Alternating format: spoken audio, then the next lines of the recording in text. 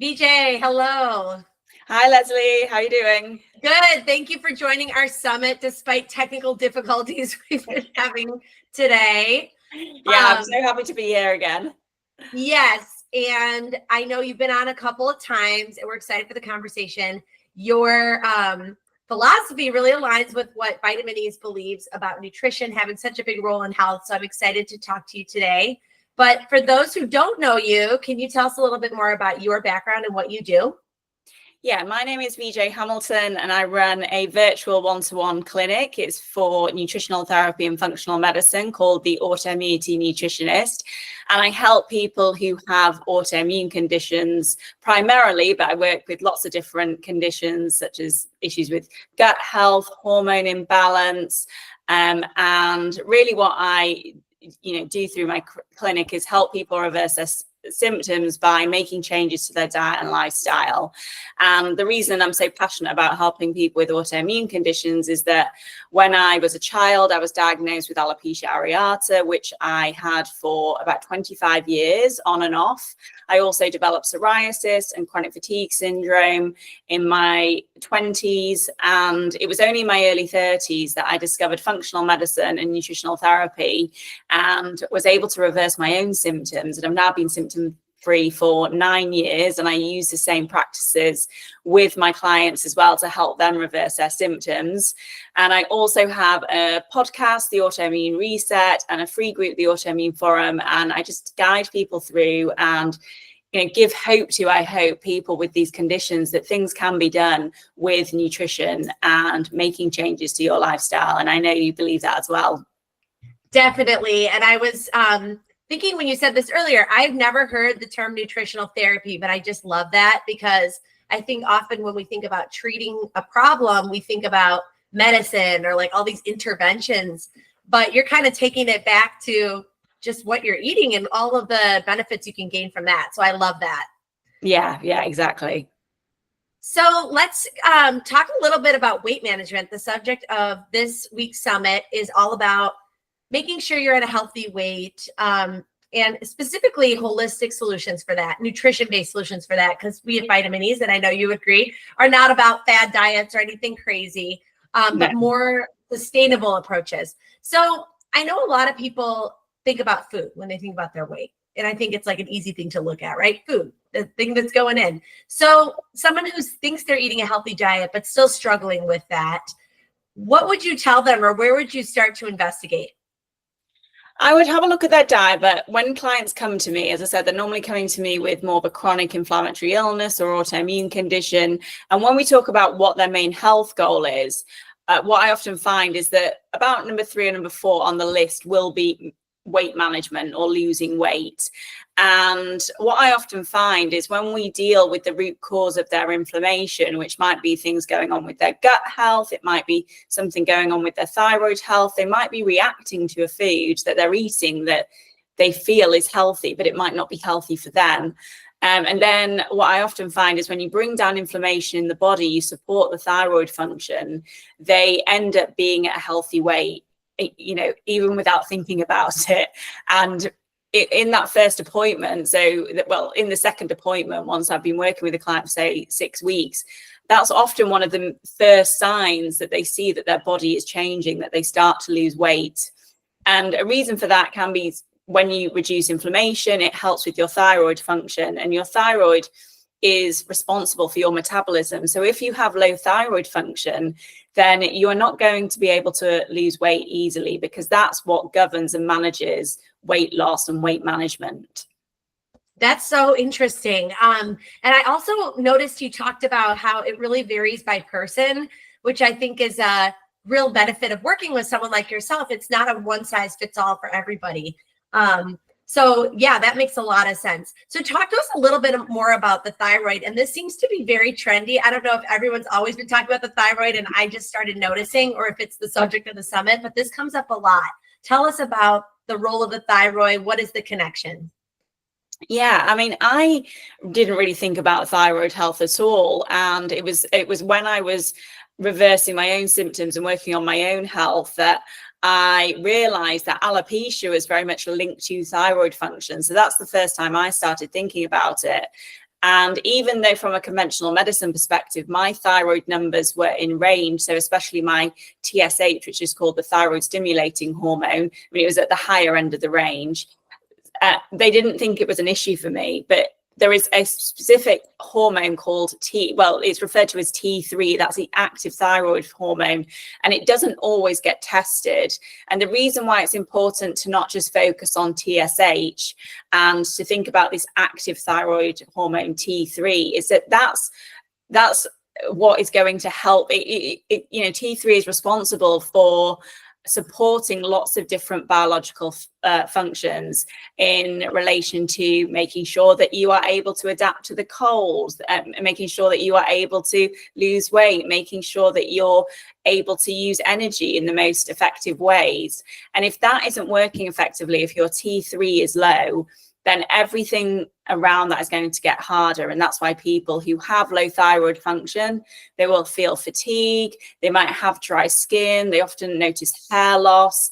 And one of the symptoms that I look for is somebody that puts on weight over, say, a 3 to 6 month period, and then they can't lose it, and they've probably been the same weight their whole life, and then suddenly they put on weight and they can't lose it, and then they might have some of these other symptoms. And that's when I'm thinking, I wonder if the thyroid is responsible for this. And that can be hypothyroidism, which is low thyroid function. And there's also an autoimmune condition, which I think is just getting better diagnosed now, which is called Hashimoto's thyroiditis. And you can test for the antibodies to your thyroid as well for that one. So that's what I'm seeing a lot in my clinic, because I work a lot with autoimmune conditions. Got it. Okay. So any sort of swings in weight would be a flag that yes, there might be an issue going on. Yes, exactly. Because you can have hyperthyroidism, which is where your thyroid is on overdrive, and one of the symptoms of that would be weight loss, because it's going the other way, and rather than feeling sluggish probably and depressed, when you're in that hyperthyroid state, you feel more anxious, you lose weight. It's a different type of feeling and different symptoms, but it is showing that your thyroid is struggling to stabilize in terms of your thyroid hormones in your body. That makes a lot of sense. And I think when it comes to thyroid conditions, especially, what I'm hearing is like a lot of people jump to medication because I don't know why that is. Maybe it's just our societal training, right? It's like, oh, something wrong with an organ, medicine. What does that do, or what are some watch outs with that? Does that work, or do people still face challenges? I find some people do really well with it. And I think that's what I find, is that people will get diagnosed at quite an early age with hypothyroidism, and they won't even know if there's an autoimmune connection. And then they go on some of the thyroid medication, one being, say, levothyroxine. And that's this thyroid hormone, which is referred to as T4, and T4 isn't as active in the body. So as I mentioned earlier, T3 is the important thyroid hormone. So what can happen is your medication might be predominantly T4, and you take that, but what has to happen in the body, and it's reliant on certain nutrients, is that, and it relates to your stress levels and other factors as well. But if you're unable to convert T4 to T3 effectively, then it's going to mean that your T3 is low. And that's the hormone we really need to focus on when it comes to how we're feeling and how our body's functioning and maintaining a healthy weight. So you can take the medication, but if you're not able to convert it into the form that your body can use, then it might not be helpful. And I find some people do really well with it and others not so well, just in the fact that it's not effective for them. Yeah, that makes a lot of sense. So sometimes it works, but if it doesn't, there's other things that need to be explored. Yeah, exactly. Yeah.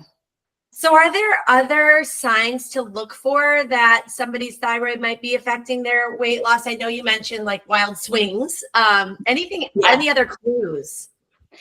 I think if you notice a change in, for example, your energy levels, if you notice that your hair is shedding, and one of the signs of that would be the outer edge of your eyebrows. That's normally what will go with your thyroid and around the hairline.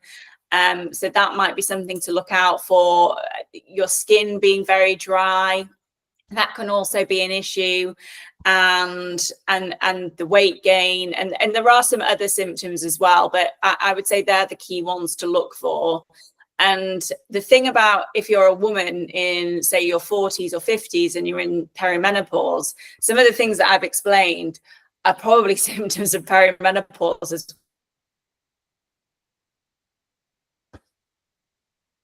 well. So it's really understanding, is this my thyroid, or is this the result of these hormonal shifts? That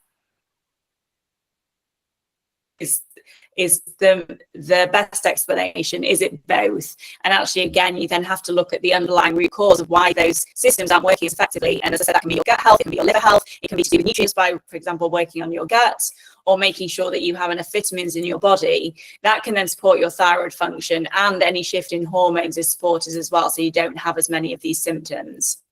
Yes. Okay. Got it. So some of the symptoms could overlap with other things people are going through. And so you get, it's like solving a puzzle. Like we're trying to figure out what's driving what and what's doing what. Well, okay. Yeah, exactly.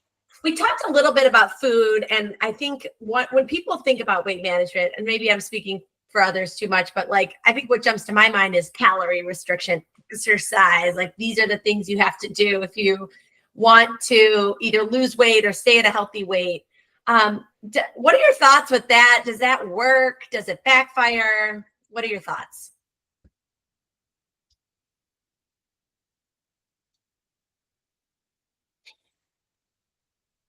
I think over time, calorie restriction, I mean, you might find if you did it for a long period of time, and I find people have experienced this, you are going to lose weight because eventually your body will go into survival mode. But really, from a health perspective, that's not the way you want to go about it. And calorie restriction to me, and just from a mindset perspective as well, probably isn't the best approach. But obviously from my area and thinking calorie restriction, I find that they become nutrient depleted.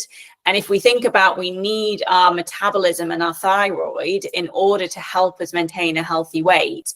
If we don't have those nutrients to support our thyroid function, we can do, say, calorie restriction. And I've seen extreme calorie restriction as well, where you might see some weight loss, but then you are causing an issue with your thyroid. So over time, that is just not sustainable. And what I do find is a lot of people, they might lose some weight in, say in the first 6 months of doing calorie restriction, not when they're working with me, but this might have happened in the past. And then as a result of that, their metabolism doesn't work effectively anymore. So they find it really hard to get back to a normal way of eating.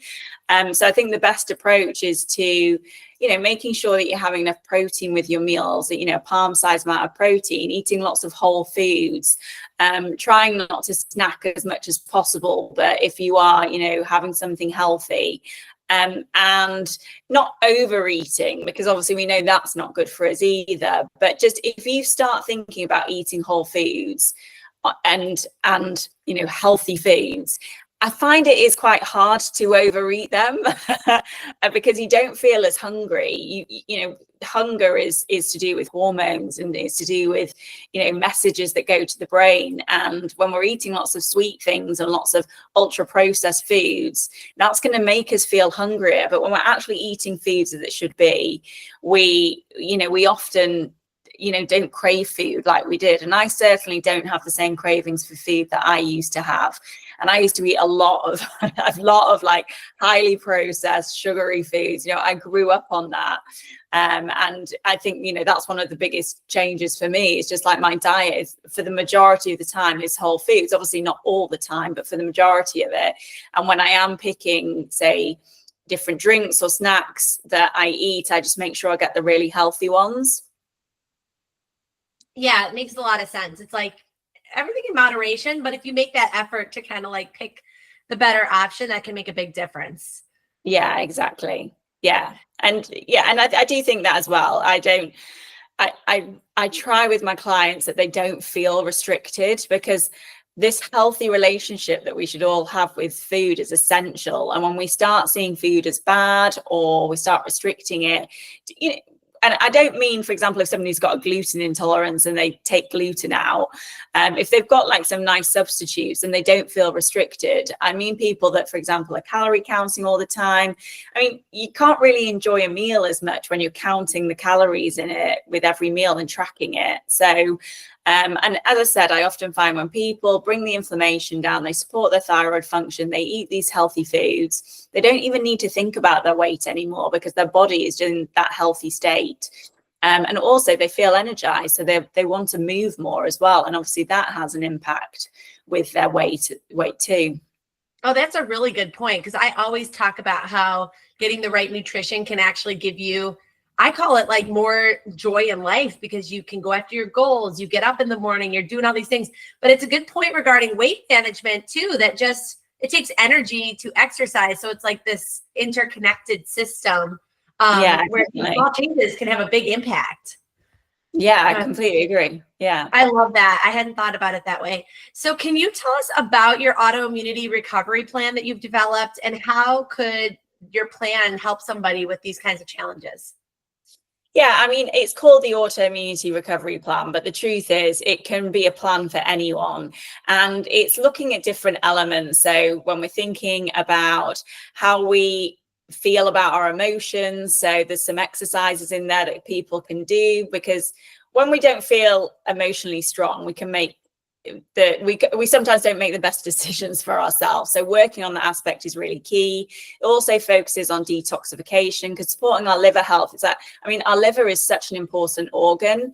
And if we support that with juices and healthy herbs and healthy foods, that can make a big difference too. I also talk about different foods that you can eat that are nutrient dense, and then lifestyle practices, which can just bring, as you said, more joy to your life, more energy to your life.